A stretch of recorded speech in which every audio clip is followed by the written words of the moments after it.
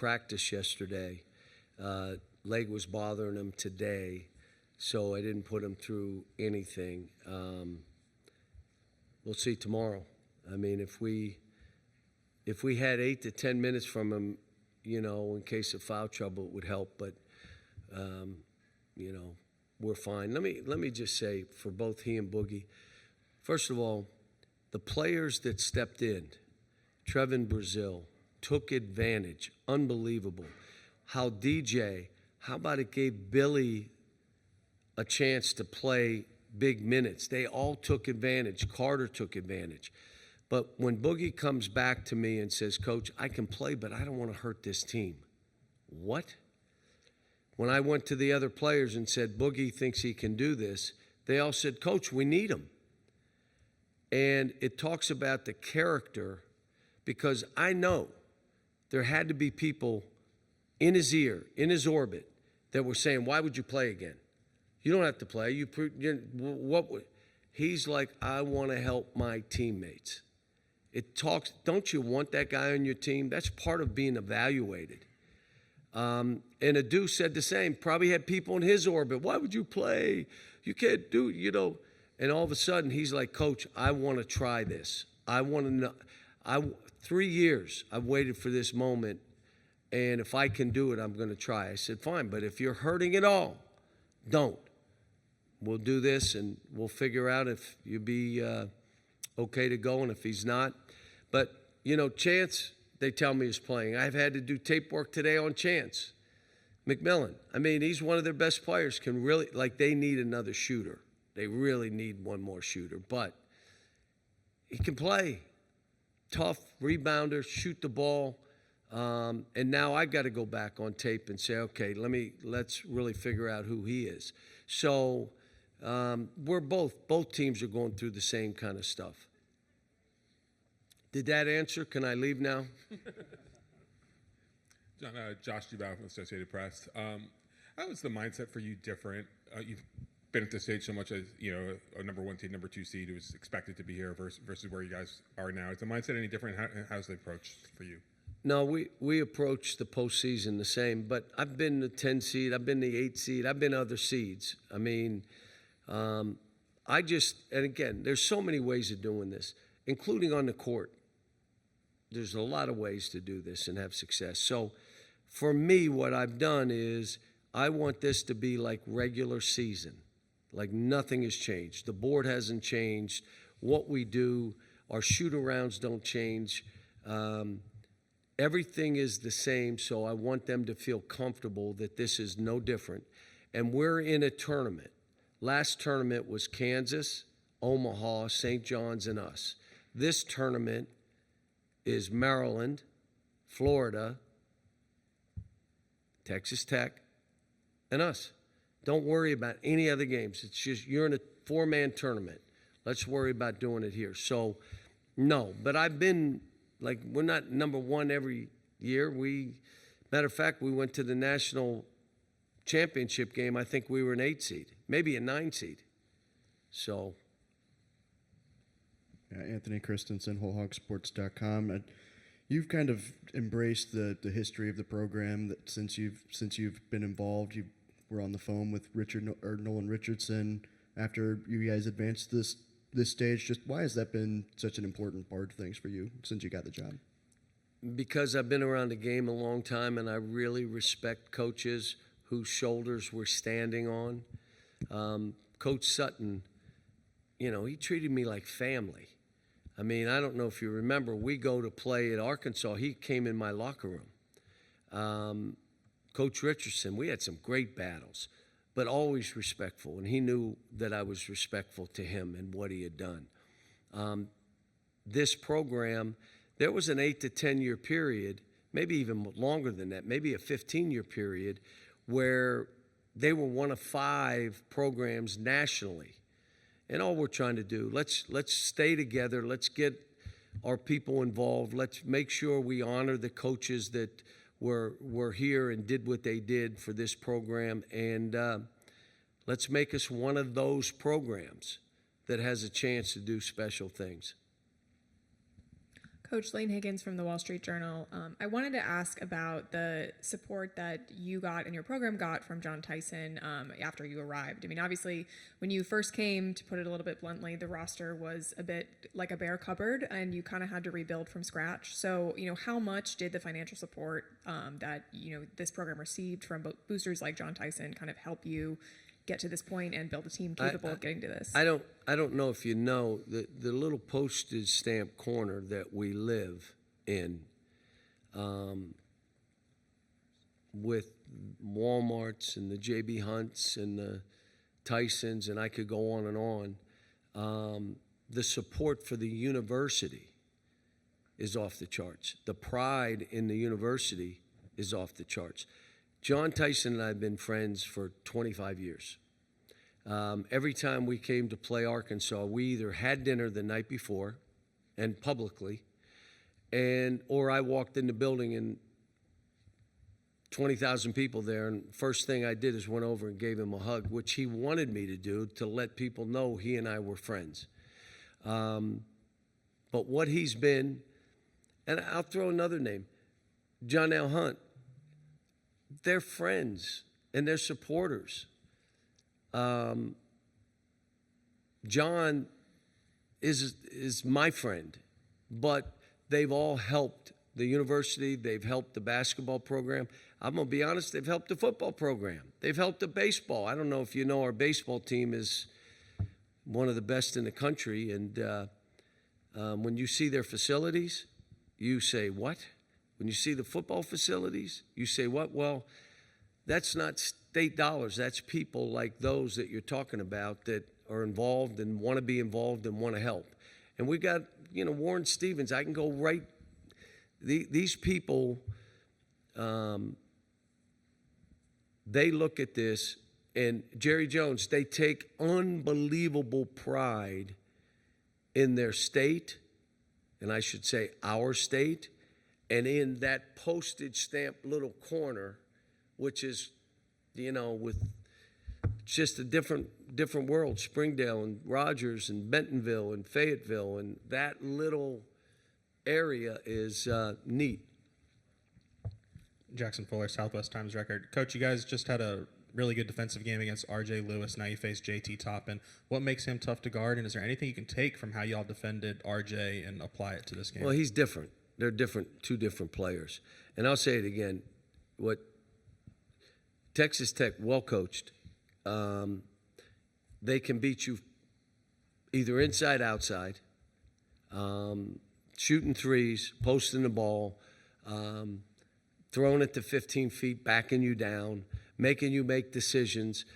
The biggest thing with Toppin, he's a great passer. So not only does you talk about scoring, when you try to do different things, he can really pass. I'll say this, there's a reason we're the underdog in this game. They're very, very good. But it's a different deal covering this team than whether it be Kansas or St. John's.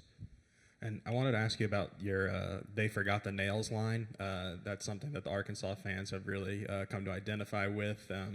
Where did that come from? Is that off the cuff? I mean, is that just can you kind of walk us through where that inspiration kind of came from?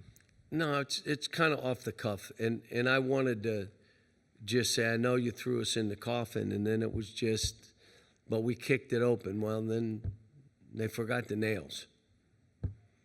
But I'm not the first guy to ever talk about they threw us in the coffin. There's been other guys that have used that. And again, when you're around a little time, there's stuff like that someone says, and I maybe should give credit. If I remember right, Bill Raftery did it, talked about it with Seton Hall. May have come out of a casket. I refuse to do that. That's not good luck. But he came out of the casket on his TV show and said, "We ain't dead yet." But he's crazy. I'm not that crazy. Pete Christie from KCBD in Lubbock. 5 years ago, you came to Lubbock, and you were real complimentary of the fan base and the environment. Crazy. They were intense. There were thousands of them. And half the building were students, if I'm not mistaken. It was an unbelievable environment, the facilities. I'm like, but I came down when Coach Knight was there. And I came in when Coach Knight was there to talk to him about the dribble drive and what he thought of it. Because, his was motion and screening, and this was wide open, downhill running, touch the lane. And he gave me 2 great pieces of advice. There's got to be time when the ball stops. So you can boop, boop, boop, but the ball stop and make sure you can start again. And it changed how we did it. And he also said, start some of it with pick and roll. So I was down there. He took me to a place to eat, which was a Chinese place that he used to eat at. And he had a bowl of butter, and he was dipping I'm like, oh, disgusting. But, yeah, we were down. And, it was great. He had me in his car, and it was going, neat, neat, neat, neat, neat. Like, what the hell is that? He left the seatbelt out for so long, it ran out of juice to yell to say, put your seatbelt on. But no, I've been down there a few different times. I'm a fan of Texas Tech, what they do, how they do it, their fans. It was nuts that night we played. I remember we made a shot to take it to overtime, I think. And if I'm remembering right, it was Emmanuel Quickly in the corner, made a 3 that made it take it to overtime. Well, fast forward to now, your thoughts on Grant McCaslin and what, the problems the Red Raiders can pose for you guys tomorrow night. Well, I'm watching tape, and I say in that league to have that record, to go on the road and win the games he's won, that team, he's got them to playing together and for each other. And they're like, we can play really fast, but we can also grind it if we had to. We could slow the game down, which we'll do at times. They can shoot the 3, or if you try to take that away, they can post it. And they play that way. And they'll figure out where there's an advantage, and they go right after it. He's done a great job. He really has. And it's going to be a really hard game for us. But you know what? My kids, they've come through the fire. And my guess is other than a fan of Arkansas, no one's picking us to win the game. But the great news in this tournament, you got to play the games. You got to play them. And so we'll see. And I'll tell the kids I'm going to do my best for 40 minutes to give you everything I have. Sometimes that's a good thing. Sometimes I'm not as good. But we'll see. Yeah, you've talked a lot about how rewarding the season has been for you and how it might be the most rewarding of your career. For you personally and for the team to have made it to the second weekend and potentially beyond, how much does that kind of add to that reward? The only people that know what we went through is us. The only people that know the individuals and what they had to go through is us. To know that every player on this team had to overcome something. And they'll come up and say, well, when we lost 5 games. And I'm like, yeah, right. Like, what about when you were in my office in tears? What about that? Well, I don't remember. Oh, I remember. And so they have been through so much that to see smiles on their faces. Like, there one guy I just said, I'm just happy you're smiling. Like, I looked at him for 2 weeks. He's like, and I'm trying to tell him it's not life and death, because if you play it that way, you die a lot. It's not life and death. If you want to play that way, all right, it's hard. But for them to do what we were 0-5.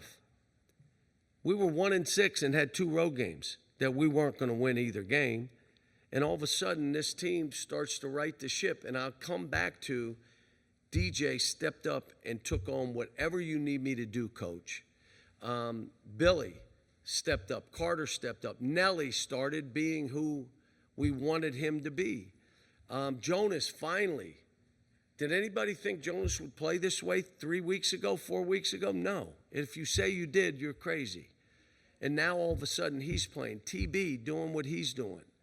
So the rewarding thing for a coach is seeing your kids smile and knowing where I always had to say, I believe in you and there's nothing you can do that disappoints me. So just go play. I don't even have to say that anymore. We believe too, Coach. You know, that's a big change from where we were. Last question here. Hey, Coach. Ty Richardson, ESPN Arkansas. You mentioned some emotions there. I know not only your team had them, but your wife and your daughter had them on the sideline. Megan. What was that embrace like after the win last week in Providence? So I heard that Megan was losing her mind in the seats, and I just somebody told me about it, and then they were sent a lot of stuff, and that Ellen cried. I mean, what people have to understand when the coach is going through something, so is his wife and his kids and you want to attack a coach, the wife and the kids take it personal. When you try to be mean and nasty and just have an agenda, what you want to do, those kids and that wife, they're watching that too. So I think you got to see it raw with my wife and my daughter. But